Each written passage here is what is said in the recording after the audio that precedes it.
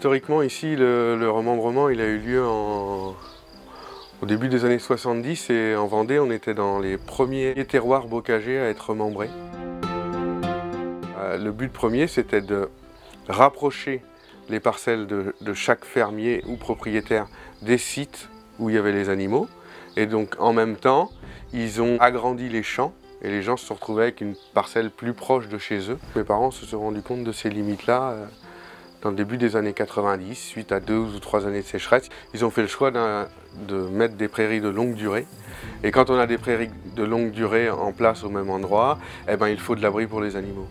Et du coup, là, la plantation de haies elle est intervenue à ce moment-là, à partir d'il y a... On a commencé dans les années 90-95, au début au bord des routes, au bord des chemins. Et aujourd'hui, on est en train de voir ce que ça a comme impact dans le paysage. Et nous, la nouvelle génération, on est en train d'en remettre une deuxième couche pour reprendre de la connectivité entre les haies qui étaient là il y a 50 ans, ce qui a été ajouté il y a 20 ans, et de refaire un maillage qui ne sera pas celui d'autrefois, mais qui correspond à notre époque.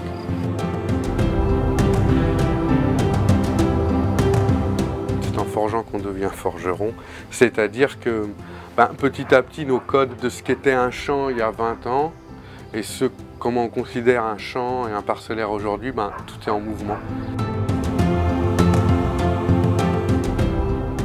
Mon arbre préféré dans la haie bocagère, je pense que c'est la trogne, hein. C'est le frêne qu'on taille tous les 10 ans pour récupérer du bois de chauffage et qui produit comme ça des cycles et qui à la fin commence à mourir sur pied et d'autres habitats et d'autres animaux viennent consommer l'arbre jusqu'au bout. Et je trouve que ça c'est une belle image du bocage, ces trognes-là. C'est sûr que là, je me sens engagé comme pour mes 20 ans, il me reste encore 20 ans à bosser, d'être vraiment acteur des paysages. Ça, c'est quelque chose qui me passionne, de dessiner des paysages.